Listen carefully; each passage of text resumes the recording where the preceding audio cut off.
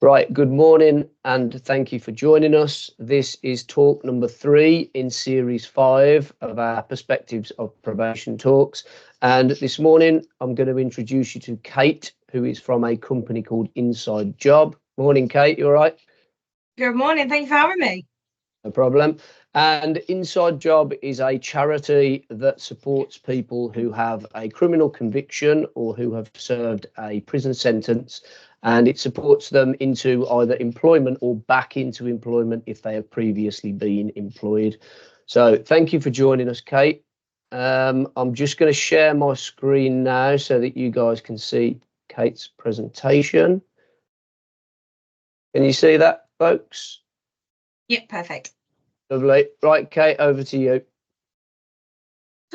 Thank you, Jamie. Thanks everybody for having me today. So like Jamie said, I work for a charity called Inside Job. So we are part of a wider charity called Beating Time, which looks after prison choir. So you may have heard of us in that context.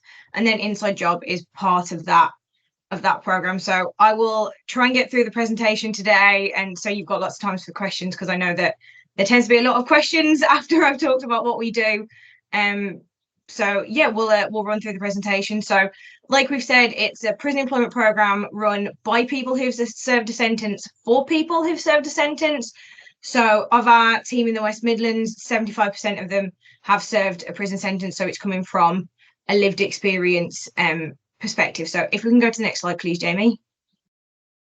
It's like being back in COVID. Next slide, please, Prime Minister.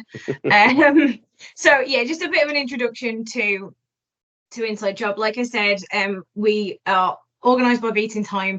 So in 2019, my colleague John Floyd was serving a 7-year sentence in HMP Birmingham, and he took part in a programme where he came up with a business pitch, and the business pitch became Beating Time. The idea behind it was that if services like the listeners, like the Shannon Trust, can train men within prison to deliver a prison programme, then why couldn't we do it in terms of employability and recruitment, and then supporting people afterwards? So it's an initiative really that is aimed at helping people to thrive after they've served a sentence. And Beating Time, our concept is that we help people survive a sentence, and then Inside Job helps them thrive during and after they've served that time. Next slide, please, Jamie. Yeah, so our approach is effective, and we believe that the reason that approach is so effective is because it is peer-led recruitment. So it is coming from people who've served a sentence, people who are serving a sentence, and then people like myself who've got experience in recruitment, in employability. So yeah, we try and blend that as much as possible. We do have employee relationships as well. So we offer activities in and outside of prison, which I will touch on a little bit later on. But our big thing is our community team that follows our candidates then through the gate. So this support does not end when someone leaves, like a lot of prison programs.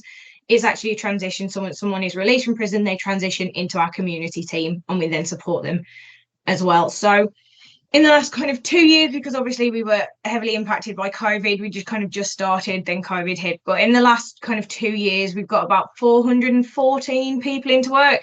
That was when I did the numbers earlier this week. We've had more come in the week, so that's really positive. I think we're on about 417 now, and we only have a 5% reoffending rate, which the national average is a 38% reoffending rate for kind of an average sentence, and 50% for short sentences. So we know already that having job reduces the chance of reoffending by 50%, but then our support helps kind of reduce that even further. Next slide, please, Jamie. Yes, so we talk about the peer-led approach, and you can see some pictures of some of our fab recruitment reps here. This was taken in HMP Hull, in their employment hub, so we got permission to take those pictures of them in action. So we believe that those closest to the problem are often the closest to the solution. So we actually train, equip, and pay people who are serving sentences as recruiters in the prison. So they build us a pipeline of candidates. They're writing CVs, they're writing disclosure letters, they're helping facilitate our events. So it upskills them, it upskills the prison population they're part of.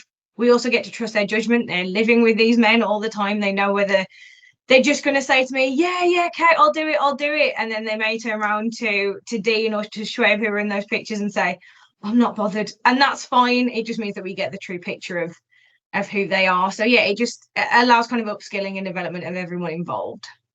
So next slide, please, Jamie.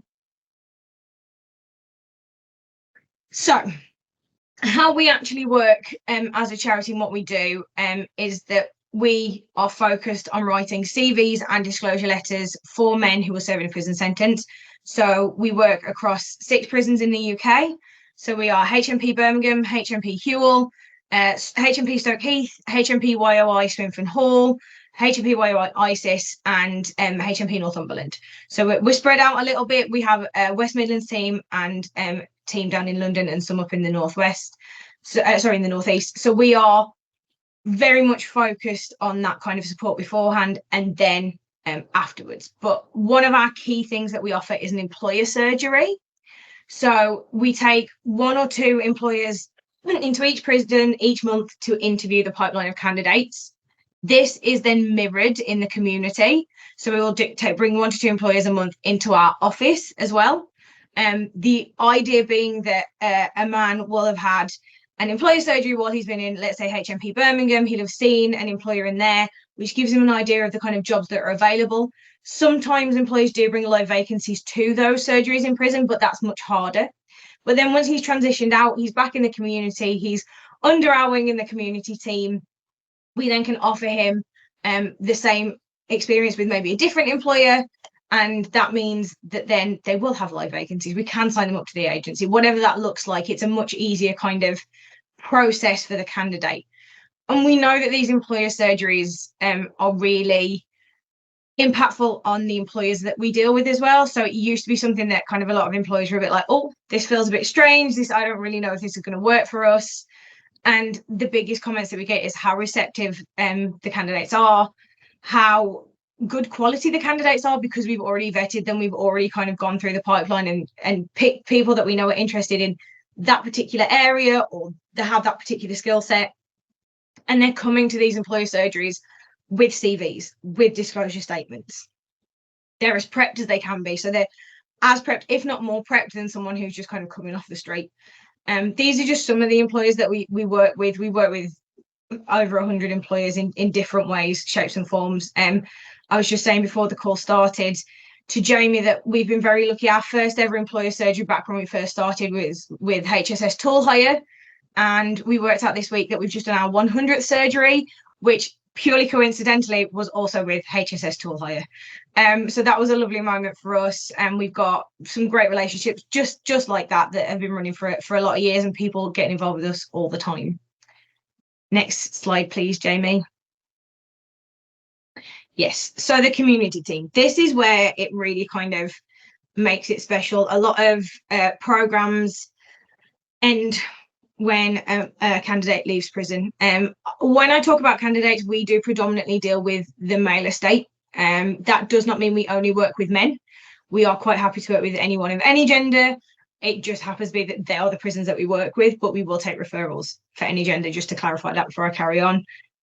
So that through the gate support is absolutely essential. So we know that when a lot of men leave, and I'm sure that a lot of you on this call will experience this as well, a man will be making all the right noises. I want to commit to change. I want to, never go back. I'm ready to work. I'm ready to get back into work, whatever that looks like for them. And then they come out and they have what we refer to as a leaving crisis, because it's hard. We talk in huge amounts with people about the difficulty of transitioning into serving a prison sentence, not necessarily enough about that transition out of serving a prison sentence, because there's an assumption, well, you're just going back to your old life, when that is quite literally not the point. They very literally do not need to go back to that old life. They don't want to go back to that old life, and things would have changed. We see men who've been serving sentences that when they went in, Apple Pay didn't exist. Disney Plus didn't exist. Netflix used to let you share passwords. All those things that we just kind of take for granted that have changed around us, and we've been kind of involved with that we don't think of, the silly things in inverted commas. Someone's coming out And the world is very different, especially for those men who started serving their sentences before COVID. You look at the change that's happened in society since then. So we are aware of that, and we know that, and we try and help them work through that. We want to help them overcome all of the barriers to work, fill the potholes along that road. We help them get to a point that we call work ready.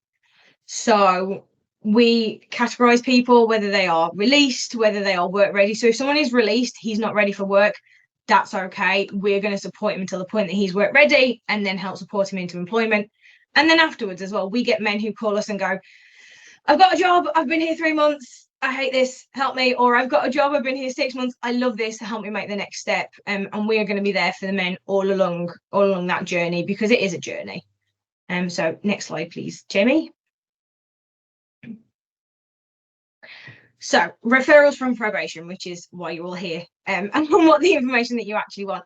So we do take referrals from a number of outside partners, including from our relationships with individual probation officers. The reason we have those relationships is because of the way that we work with our candidates.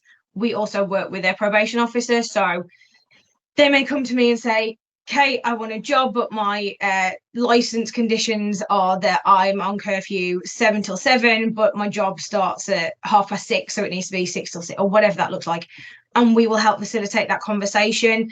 And we found probation officers to be incredibly receptive. We love working with you guys, because we know that, you know, we're working towards that success of the candidate that we're both working with.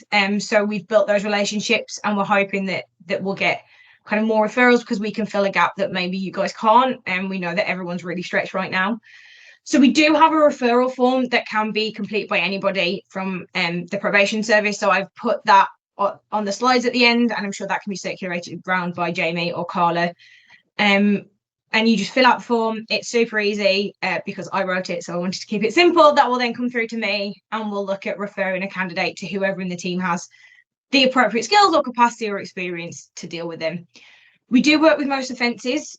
We can't work with those with terrorism or arson offences, just because of the restrictions around them. And terrorism, a lot of the time, the government say no. Arson, our employers can't get liability insurance for people. So because we are a limited resource, we do have to focus on those that we can help. We work with sexual offences on a case-by-case basis. So if you do have someone with a sexual offence, do just give us a call, or put the form in and then give us a call, and we can talk about whether that is a person that we can support. It really just is on a case-by-case basis. So once you've completed that form, like I said, anyone can complete that, and you can also pass it on to the candidate to complete themselves if they wish.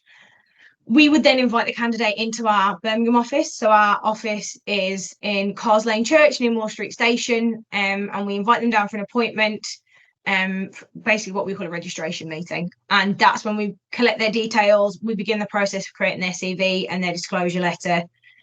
If for some reason they can't get to the office, maybe because of distance, or they can't afford the travel, or, you know, we will try and find ways around that. So we could try and fund their travel, or we could, a lot of the time, we're moving to online appointments. So I try and do kind of online. I've got candidates who work in parts of the country where we don't have someone they can meet with, so we will do an online appointment as well, you know, if they've got maybe disability issues, things like that. So we try and make it accessible.